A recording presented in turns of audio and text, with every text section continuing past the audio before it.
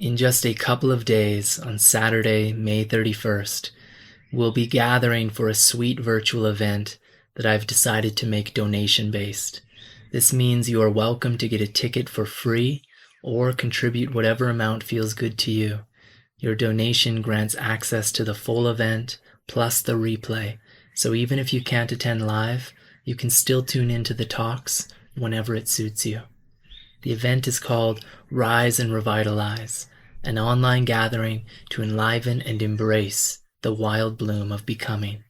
As I said, it's happening this Saturday, May 31st, starting at 10 a.m. Central Standard Time. We will be joined by Bodhi Shola, Azra Bertrand, Zoe Kian, and Georgia Peck, each of whom has been a guest on the project. Together we'll explore wild wisdom and seasonal insights to nourish soma, soul, and story as you bloom into summer.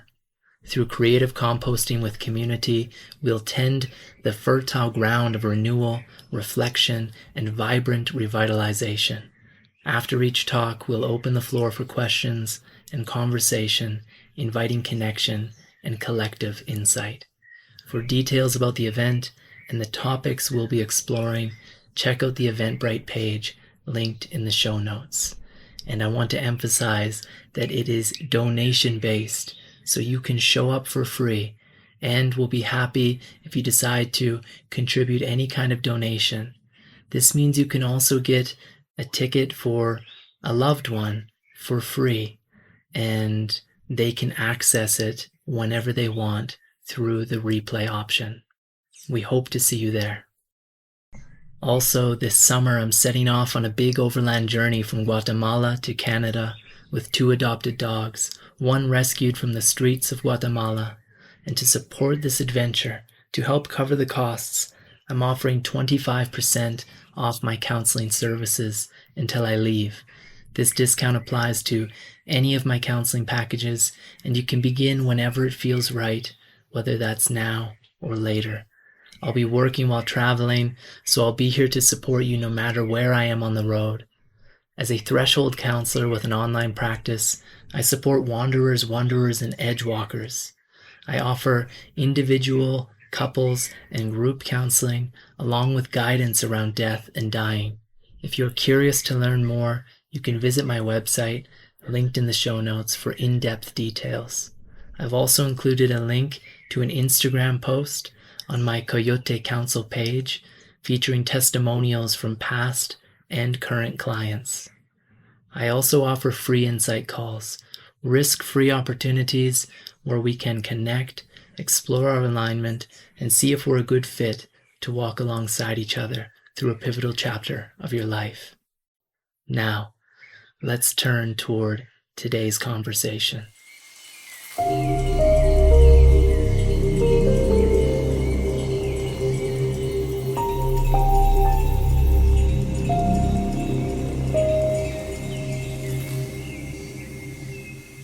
Welcome to Wild Heart Revival, a gathering place for heartfelt conversations and stories as pathways of renewal and revival. I'm your host, Tay Tayari, and today's guest is Marcia Bjornerud. Marcia offers a wondrous window into deep time, a perspective that expands our sense of belonging within Earth's long, layered story.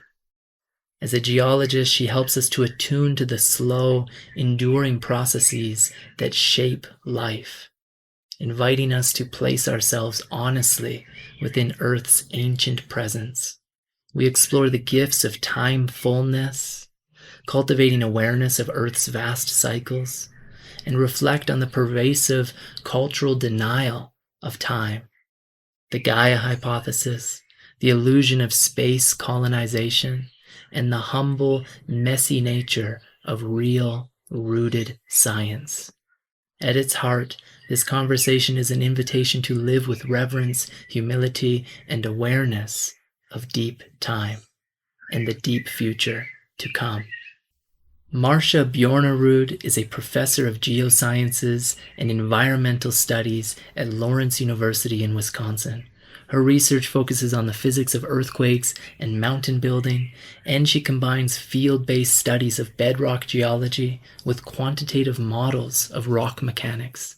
She has done research in high Arctic Norway and Canada, as well as mainland Norway, Italy, New Zealand, and the Lake Superior region.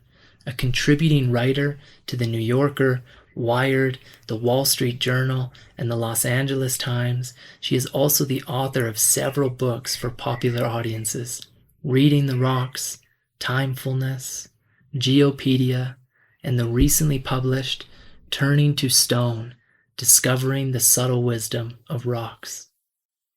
Now, let's humble ourselves and attempt to fathom deep time together with our wise and wonderful guest for today, Marcia Bjornerud. You say fathoming deep time is arguably geology's single greatest contribution to humanity. And I'm wondering if you would just speak to us about deep time. Maybe some folks don't even know what that means. And I think it's so important and such a great anchor point to move forward into our conversation today. And how has this lens shifted your perception of Earth and humanity?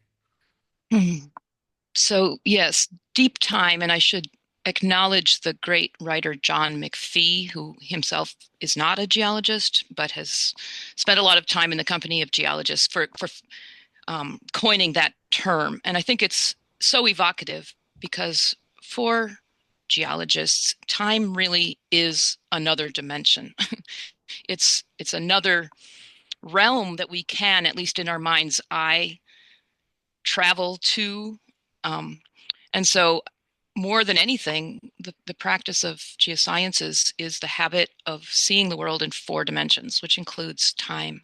And deep time means Earth time, much longer than our human experiences of time. Um, it's not to say that we humans are not living in geologic time, but our own lifespans Mm, are tiny slices mm, of the time that the Earth has experienced. So it's this getting a sense of temporal proportion of what does a century mean? What does a millennium mean? What does a million years mean? What does a billion years mean? That is, again, a geologic habit of mind that takes time to develop. But that's what geologists mean mhm, by deep time, as Earth experiences it. mm, mhm. And so I'm just curious to dig in a little bit more of how it's actually shaped your perception, the way that you see the world and the way that you see yourself and humanity. Well, I've been a geoscientist now for more than half my life, and so it's hard to remember even when Right. I didn't think this way. I mean, I'm actually 62, and I became a geologist when I was 18, so that's actually more than half. It's like 2/3 of my life. Mm, So it certainly has become grafted onto my worldview as a person, not just as a scientist. mhm, Um, that's not to say that I don't struggle like any other human being with the fact of mortality, and the resistance to change in my own life, but it informs my deeper sense of who we humans are on the planet, and to some degree, offers existential comfort even to me as a mortal, yeah. understanding the continuity of living things on the earth. But I mean, I can't even go anywhere now at this point in my life without seeing landscapes in 4 dimensions and trying to figure out how did that hill Mhm, come to be the way it mhm, is. It has a story, it has a biography. It's such a reflex now that's part of my whole way of seeing things that I, even if I wanted to, I can't turn it off. mhm, mhm. Yeah.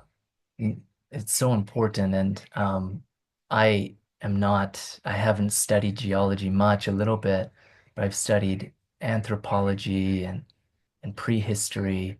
And even just that lens has completely altered the way that I see myself in the world. And same thing when I come to a landscape, there's this part of me that's always like trying to read the living text of that place because, well, it's interesting, but I also find that it helps me actually feel a sense of belonging. And so it's interesting how you said you described it as like being supportive to any kind of existential anxiety you might feel. And I agree, the more that I'm able to shift my perception to be more attuned to this deep time frame, the less I feel that kind of crippling fear or anxiety that can arise amidst these wild times that we live in. Yeah. Yeah, there's kind of a paradox that this other lens, this way of seeing ourselves in proper perspective in time, allows us to sort of unself and Mm. yet also feel that we belong. It's by letting go of what Iris Murdoch called the fat, relentless ego. I love that phrase. Yeah. That's good. um, and letting ourselves sort of bleed into the continuity of things that Yes. then returns to us with this sense of solace and peace. So yeah, I have that feeling. I can have a transcendental moment looking at a rock or a landscape. In Mm-hmm. some sense, there's a story that improbably we can read and understand. Mm-hmm. Yeah. Yeah. That sense of discontinuity certainly has to be playing an important role in the collective challenges in the like collective human psyche, but also at the individual level. You speak of you say that antipathy toward time clouds personal and collective thinking. This seems aligned with what we're speaking to now, and I'm just wondering what you see as some of the most pervasive examples of time denial Mm. in modernity and how we might begin to compost these patterns to cultivate a real rooted sense of renewal. Well, there are so many sources, Yeah, and the most understandable is the fear of death and the fear of losing people we love. That's natural. yeah. And in the West, of course, I mean, ironically, as our lifespans have become longer thanks to modern medicine and better nutrition, we've become more fearful of death. We begin to have the illusion that um, death is an anomaly when in fact, of course, it's it's an intrinsic part of being alive. Hmm. So I find it very ironic that we're granted these long lives, and yes, and yet we are more fearful than ever of Hmm. dying. Hmm. And then, of course, politics and economic infrastructures are very short term. The whole incentive system is short term. Hmm. Whether it's here in the US, we have 2-year congressional cycles, 4-year presidential elections. Companies are governed by having to have good annual or even quarterly reports for shareholders. So all of the incentive systems are designed to deny that time will elapse. Today will be long ago. We're just focused on this narcissistic now all the time Hmm. and denying or refusing to think about these how our actions today will play out in the longer term. And people think that they would love to have things unchanging, but of course that is not the way of the world.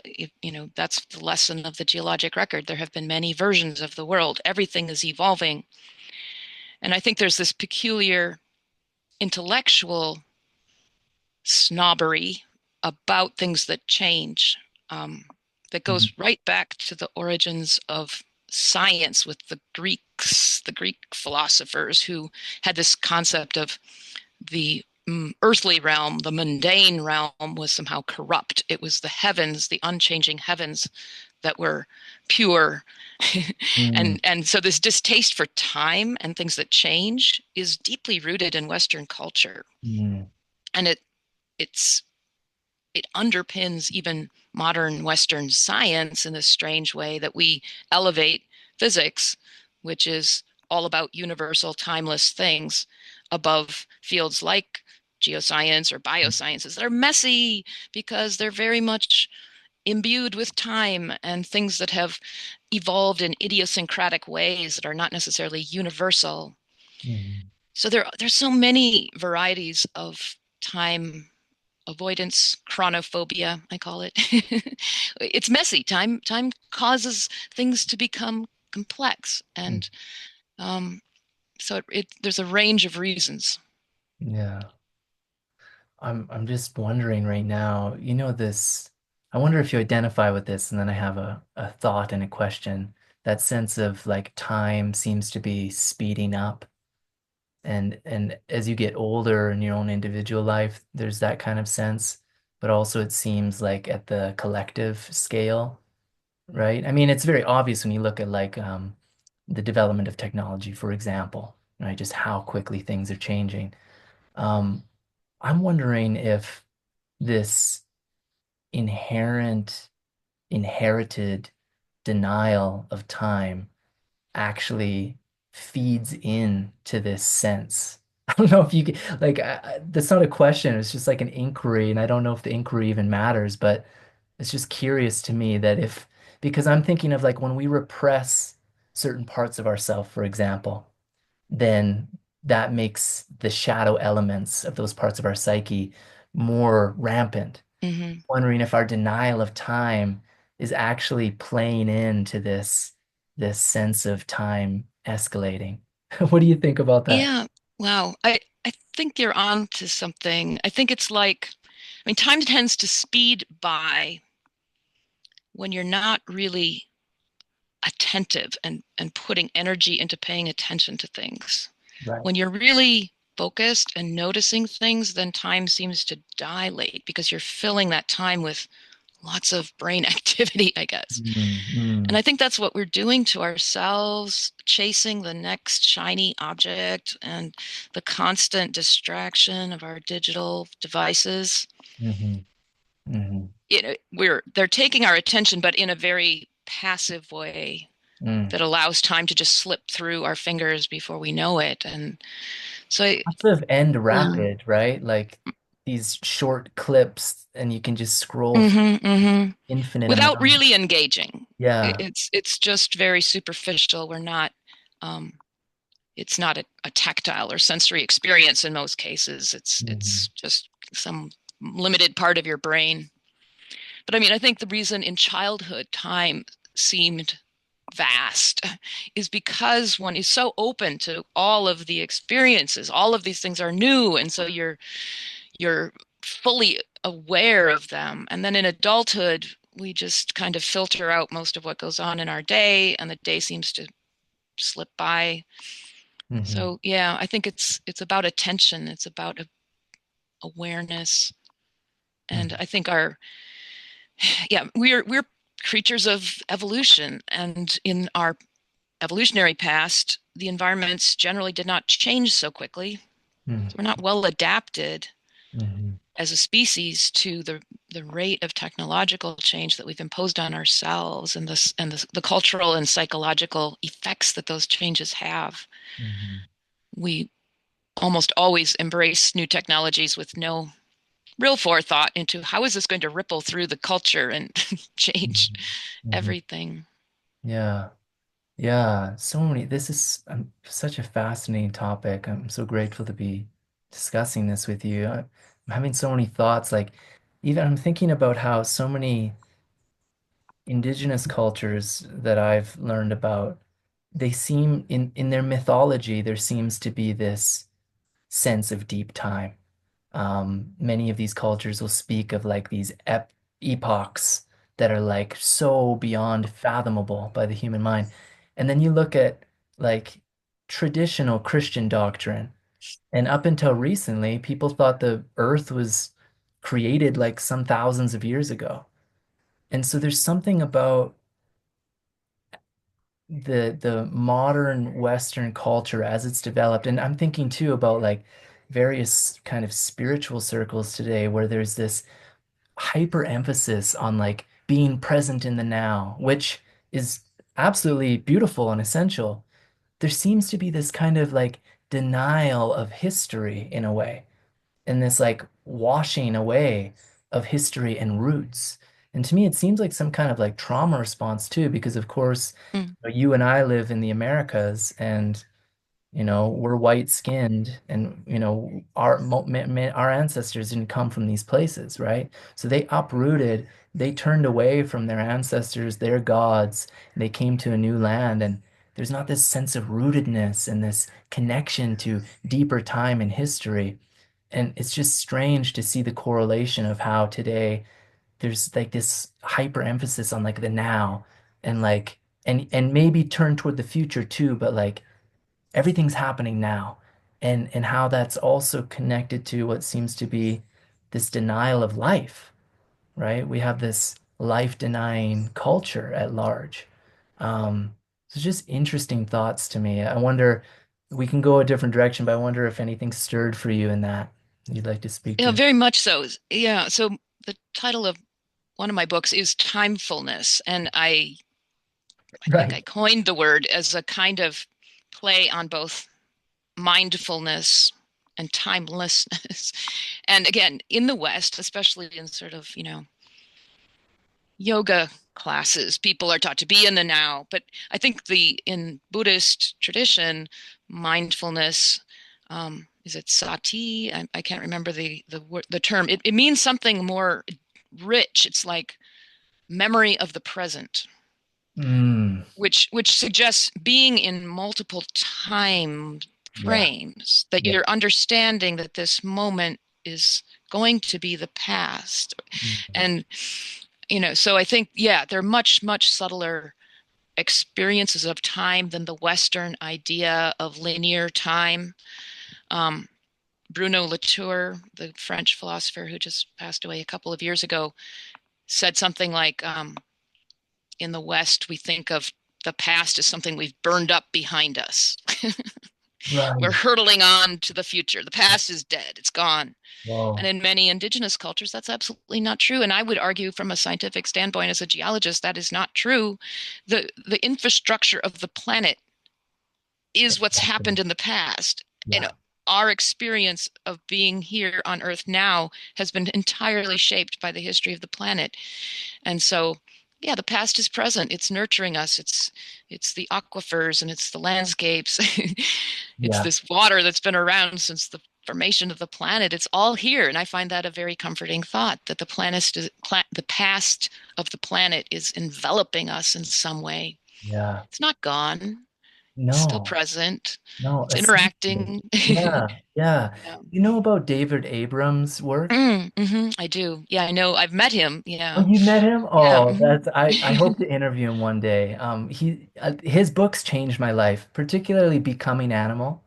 And I'm Yes. thinking right now how I think it was in that book, maybe it was The Spell of the Sensuous. Anyway, one of his writings, and he talks about the past and our perception of past. And he's basically like, what is the past? And we have this sense that it's behind us, hmm turned away from it, but he redirects the inquiry toward like, no, it's underneath us. Like it's right hmm here.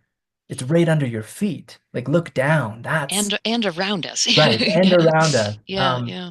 I'm reminded of some years ago I was on a fairly heavy dose of LSD, and I was in Thailand on the island of Koh Phangan, and I was on a beach there.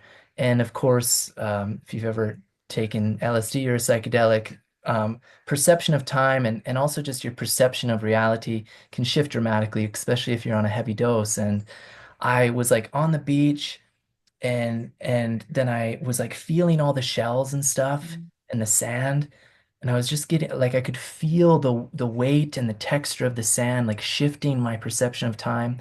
And then I went into the ocean, and then I felt the ocean in like holding me, and I had this sense of like going back into the past as I was like Mhm. moving out into the ocean. I could feel like my kind of amphibian and then my more oceanic like ancestry.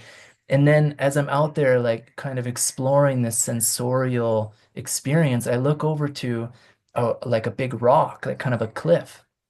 And my perception, it was so fascinating. I could see that this cliff was made up of rock for sure, but on top of the rock, I could see the millions of layers Hmm. of crustaceans that have lived and died there. It's like I could see into the layers of those life forms.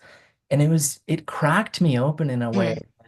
changed my life because it was one of the first times that not only did I conceptually conceive the idea of deep time, but I actually saw it and lived it and felt it. And I guess I don't, I'm just sharing that because it was a profound moment in my life. And it shows, it's an example of how having like purposely having an experience of playing with your perception and how it's connected to deep time can actually change who you are at a fundamental level. Like, I felt like a different person after that. Hmm. I Wow. felt more connected to my ancestry, not just my humanity, like my earthen ancestry. Um, I want to share another quote here. You say the Proterozoic Earth somehow understood the fundamental principles of sustainability. Geochemical trading flourished, but all commodities flowed in closed loops. The waste products of one group of microbial manufacturers were the raw materials of another. So, what can we learn? I'd love to hear you just jam on this. What can we learn from this era and Earth's natural systems, and sustainability and its history in that way? Yeah, so that's referring to a time between about 1.8 and zero point 0.8 billion years that unfortunately some geologists have been calling the boring billion. It's a Okay. time before animal life emerged. So there's this first we know life has been around on planet Earth since at least 3.5 billion years ago. And Yeah. for 3 billion years, it was microbial. And during this so-called boring billion, this was after oxygen, there was a spike in oxygen called the Great Oxygenation Event. That was a huge geochemical revolution achieved by photosynthetic microorganisms. But then for a billion years, the Earth was on this remarkably even keel. There do Mm. not seem to have been any great climate upheavals. The biogeochemical markers that we can read from the rock record all suggest just a beautifully balanced geochemical system, the atmosphere and the ocean just exchanging elements with no net gain or loss anywhere, no great anoxic events in the oceans, no great CO2 accumulation in the atmosphere. And yeah, to me, that's not boring. That's amazing. Yeah. How can a planet keep itself doing that for that long? And then once animal life appeared, actually, and plants began to spread across the continents, then with more complex ecosystems, we begin to have times of instability. And in the last 500 million years or so, there have been five great mass extinction events. Humans may be causing the sixth great mass extinction. And so there's this paradox that becoming a global ecosystem with more complex food chains, higher energy need organisms, things that are relying very specifically on stability, it does set the ecosystem, the global ecosystem, up for potential collapse if things change quickly. Mm. And so the boring billion is interesting. It was a microbial world, very diverse. It's not to say, life wasn't sophisticated, but it was basically unicellular life forms of many types collectively managing themselves. um, and then it's really just once we get more complex and, specifically adapted organisms that can't tolerate big changes in the ecosystem that we see extinctions. Hmm. Hmm. It, as far as I understand, it could kind of be argued that we're still a microbial world, right? That just like the complexity of relationship between microbes has, expanded in incredible ways.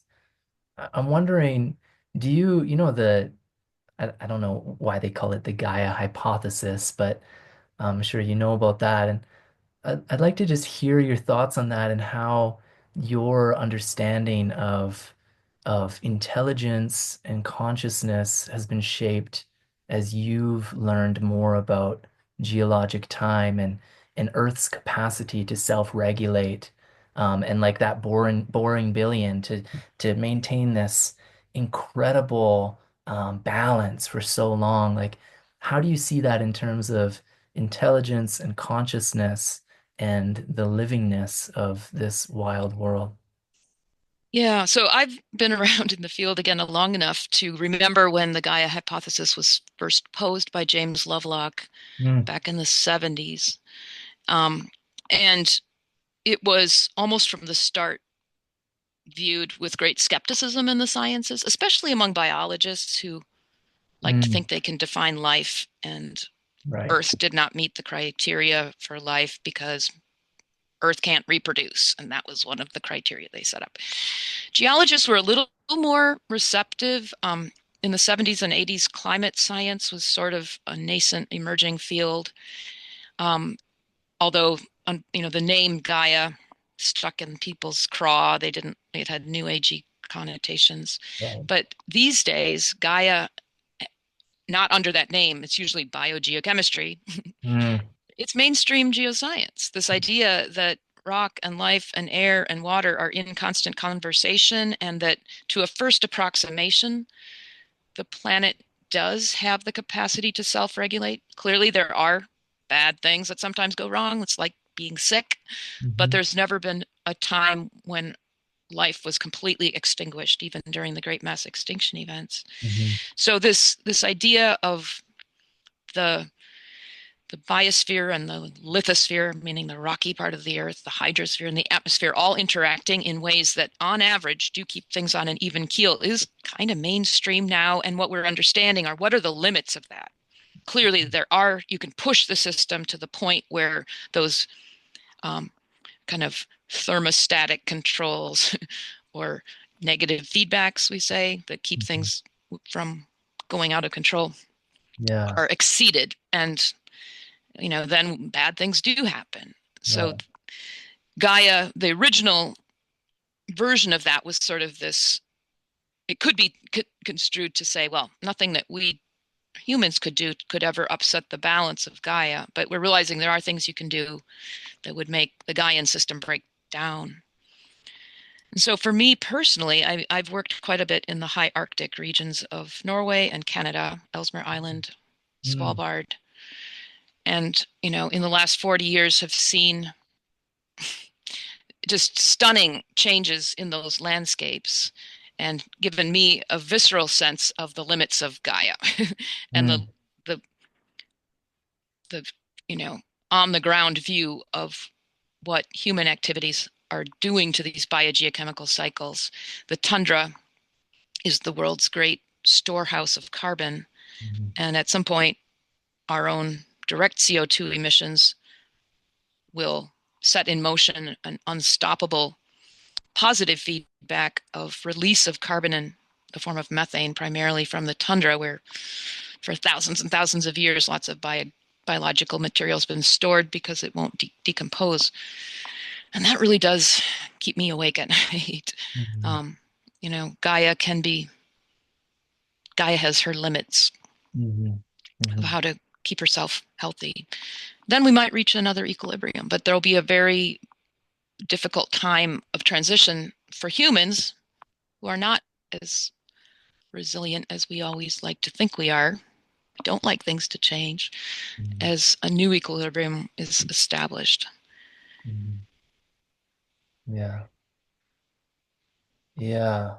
Yeah, because of course, uh, like the mass extinctions in the past, it's highly improbable that Earth would die from these various limits being crossed, but many of the beings who are living in this relative stable time that's been relatively short are likely to suffer, including us. Yeah. And the microbes will do fine. That's right. Like they always have, yeah. Yeah. The other thought that occurred to me when you asked this question was the absurdity of thinking that we could just pack up and go to Mars, which reveals, such deep ignorance of the biogeochemical cycles and the microbial housekeeping crew that keep everything going. Yeah. I have Yeah. to think that the people who think that they could do this don't clean their own houses either, don't take care of their own garbage, Yeah. and so have no appreciation for, the behind the scene logistics that it takes to have a whole planet stay livable and tidy. And yeah, there's just no way. Yeah. Yeah, well, it's this strange phenomena that's happened in the collective human psyche where we think that we have it figured out and that we can, I mean, essentially that we've taken on the power of the gods, that we can control the processes of life and creation. And of course, that couldn't be further from the case. And we couldn't be further from understanding how things are going. I mean, all the different sciences that we've developed have done incredible things, including the field that you've been immersed in. Absolutely incredible things. And yet, being a scientist, I'd be curious to hear, like, do you think we're even close to understanding what the hell is going on this particular planet? No, it's far too complex. It probably exceeds understanding forever. I mean, I just don't know how we could.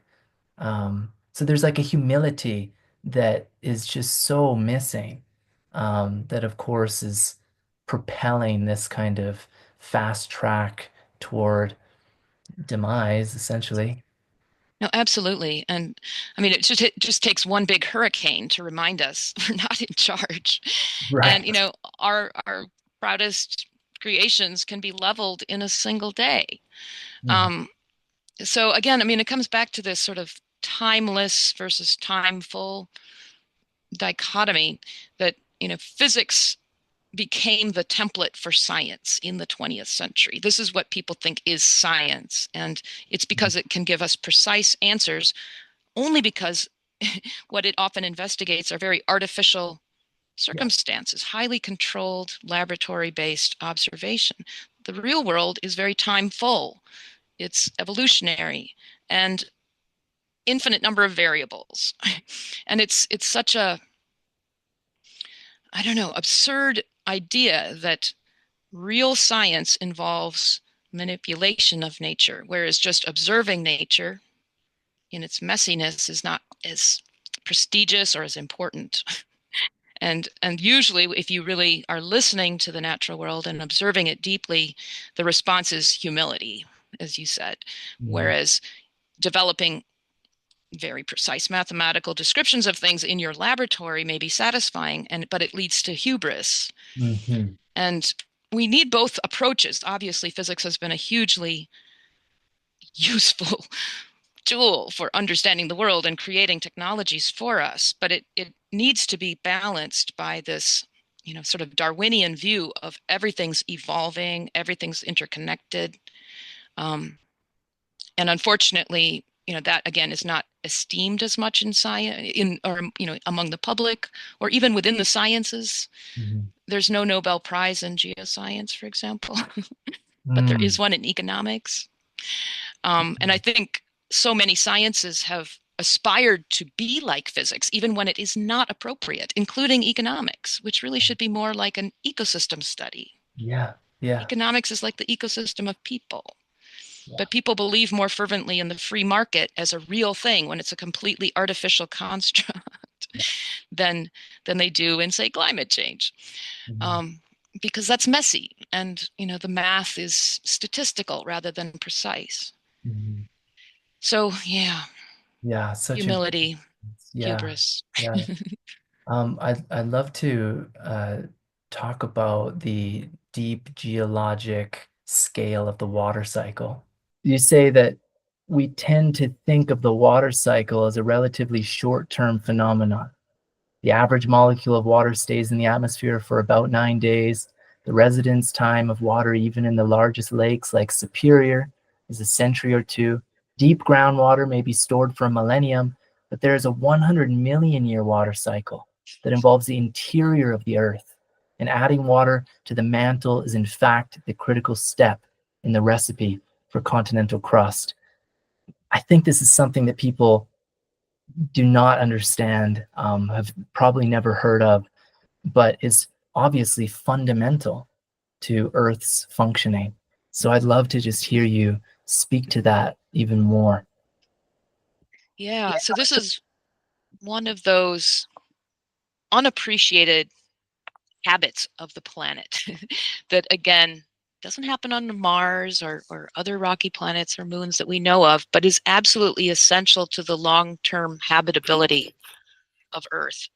And it has to do with the tectonic cycle. So quick deep dive into how the solid Earth works.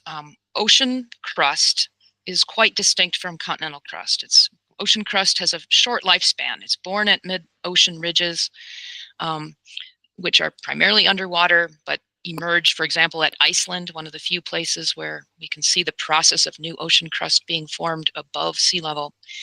Then every piece of ocean crust has kind of the same life story. It progressively cools from the volcanic origin at the ridge, and it becomes slowly cooler and denser until it's finally able to sink back into the mantle from which it came in the process that's called subduction, which is responsible for some of the most devastating earthquakes, the magnitude 9 tsunami generating earthquakes on the planet, as well as some of the most violent volcanoes in places like Indonesia. But it's an essential process that keeps the surface of the Earth rejuvenated, and in this case of water, keeps the exterior and interior of the Earth in constant communication. So the slab born underwater at a mid-ocean ridge through volcanism right away has huge volumes of seawater flushing through it. There are these big sort of convective cells of heated seawater that cycle through the mid-ocean ridges. So from its start, it's saturated with water, both physically and chemically. And then as it cools and becomes dense enough to sink back into the mantle, it's taking that water back into the mantle that often was trapped there for 150 million years. And that water in the mantle is like a big planetary savings account of water. It's thought that there's at least another ocean's worth of water in the Earth's mantle, maybe a couple of oceans worth. Wow. Diffuse, not big lakes and rivers, but in bound up with minerals. And it does a few things. It's, first of all, Earth is 4.5 billion years old. It's been cooling slowly, but it's still, the mantle is still able to convect in a solid state, and that really is what drives plate motion. The presence of water is really critical to that on an old Earth, colder than it once was. Water reduces the viscosity or the resistance to flow of the solid mantle and keeps that convective overturn going. And then secondly, as I said, it's continuously then replenishing the water at the surface through volcanism. So water that goes down with a slab will reside in the mantle for some period of time and then reemerge as water vapor through volcanism. So there are two completely different timescales of water cycling. There's the kind of familiar daily to millennial scale cycling you were talking about, and then there's this very deep, long, slow water cycle. And that's true also of the carbon cycle. More complicated than we might want to go into, but there's this sort of short-term carbon cycle, and there's a long-term carbon cycle that's related to rock weathering and subduction and volcanism too. And to me, it's just astonishing how these cycles within cycles cooperate in a sense over time, and in the main keep the Earth on a kind of Gaian even keel. Yeah. And these are not things you can just conjure into existence. You want to go to Mars? Right. If you want to go to Mars, go, please go.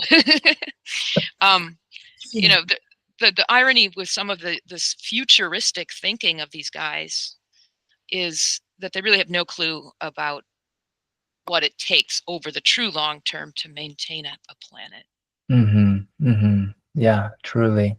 So we're coming near the end. Let's talk about a geologic future. you say we live in geologic time, so there'll be a geologic future. If there's a deep time, there's a deep future as well. Of course, we can have a sense of what you're speaking to through our conversation, but what do you mean by that? And what is a deep future?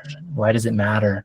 And how is it counter to these people who want to colonize, planets that are very different than our own? Mm. Yeah, I think geologists need to be speaking more about the geologic future. Of course, we look at the rock record. That's what we can see, but it's the rock record is our best guide to the future. And more many geoscientists are in the business of at least planning, um, doing risk assessment for earthquakes or landslides, things that will happen in the future. Mm, Earth is about halfway through its lifespan, which is of course tied up with the lifespan of the sun. So the sun is a middle-sized star that has a lifespan of about 10 billion years. So we're mm, really kind of halfway through that cycle. It may be that as the sun continues to mature, it's going to get brighter and hotter.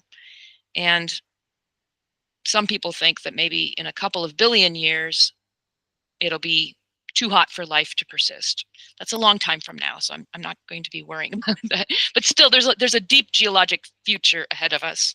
We can mm. even project what the next great supercontinent might look like if plate motions continue as they are today. They don't change suddenly, so we have a pretty good idea of like where the plates are going, and they're probably going to come together in a big supercontinent Oh yeah. again. So Sort of what does that look like? Like all the continents coming most back of them. together? Mhm. Okay. So people are calling it Pangea Ultima, and it's kind of like a new version of Pangea. I'm sure you've seen maps, but Yeah, not yeah. everything is configured exactly the same way. So if you just continue subducting ocean crust the way it's going today, the Atlantic should close again, and yeah, most of the continents will be clustered again in a great supercontinent in the future.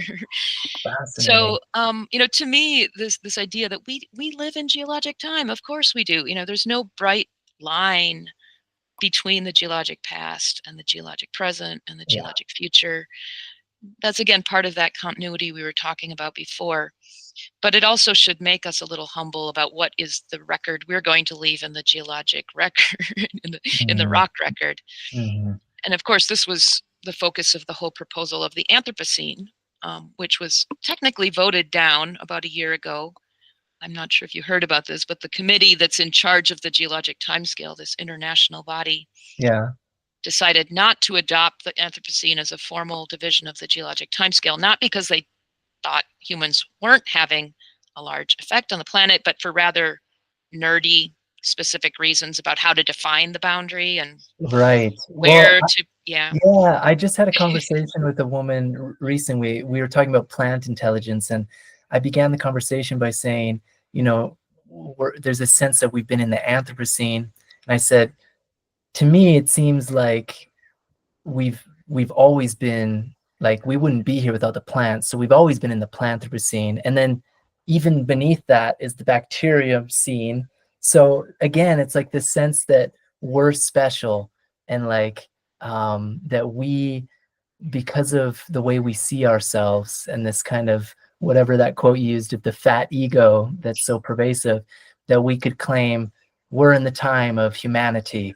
And it's like, well, but our humanity doesn't exist without volcanoes, for example. So like what makes us think that we can take up this claim, It's um not a badge of honor, though. I was like, it's the yeah, scarlet A for Anthropocene. It's a yeah. shameful thing. Well, Um, for certain folks, I could see people like Trump or these other kinds of characters taking it on as a badge of honor. Look how much we've done. Look how much we can do. So someone like you, of course, it's like a kind of more of a shameful thing, but of course, not everyone sees things like that. yeah, Anyway, and there were good rebuttals of the idea too. They're saying it's not all people; it's the West, it's the industrialized countries that have caused this. And I think even back in the '80s, the great Frank Zappa said, "We live in the Plasticine," oh yeah, which is yeah. a good word for it. Anyway, but I think talking about the actual what will be the record of our time is an Yeah. instructive thing. What do we want to leave behind? What Yeah. will future generations make of the detritus of our time? Thinking Mm. of ourselves in the geologic past, Mm-hmm. viewing ourselves from the geologic future is a maybe for some people would be a sobering and humbling thing. Mm-hmm. For some people, it won't matter. Mm-hmm. But yeah, the geologic future is vast. Let's embrace the fact we're heading there, and let's make it the best. My hope for humanity is that we will finally learn just to be ordinary Earth citizens and kind of just blend in. We'll Yeah. slowly depopulate. That's happening. That's starting to happen naturally anyway. Mm-hmm. Living a little more frugally, learning to participate in biogeochemical cycling Mm-hmm. in proper proportions. Yeah, that would Mm-hmm. be it's a utopian vision. Yeah, yeah. And again, a humble one, that essential humility piece that we really need to take on. It's like humility and courage at the same time, because there's so many forces at play that seem to be kind of clawing at the ground as they're being forced out of the limelight, you know? Um, and we need courage to be able to like witness that, face it, participate it in some way. Um, so yeah. And courage, of course, means originally to be with heart. Mm, And so it's not just this, there's these large forces and face them and get strong. And it's like, no, be tender with it all, like feel it. mhm, That experience I related in Thailand, one of the main things that came through that was just a tenderness of like a deep feeling of like, whoa, my feeling capacity is allowing me to actually feel into millions of years of time, which my thinking mind can't do. It just mhm. conceptualizes it and it's abstract. But my heart has this capacity to like feel these depths that we've been speaking to. And I think that really matters if we're going to fundamentally shift our perception and then our actions. Yeah. We need wise policy guided by sort of the intellect, but we absolutely need the value system that's guided by the heart. Yeah. Yeah. Well said. Well said. Yeah. Okay, Marcia, I know you have to get to another thing in your day. So thank you so much for being here. This was a incredibly fascinating conversation. I have so many questions for you. And so maybe in the future, at some point, I'll reach out to you and I'd love to dive into other aspects of this immense topic. Is there anything you want to point people toward uh, in terms of your work or offerings or anything? Well, I think if people are just interested in their own place on the planet, there are so many resources these days, geologic maps and guides, and that's a great way to start thinking timefully. Is in the place the topography, start getting to understand what its Mm, story is and being able to read the local landscape. And then, one of the joys of being a geologist is that rocks are a lingua franca. Once you get to mm, know their language, you can go anywhere in the world and read their texts. But start mm, local and then expand from there. mhm. Yeah, yeah, that's an awesome invitation. Okay, all right. Well, Thank you so much. yeah, thank you. Bye.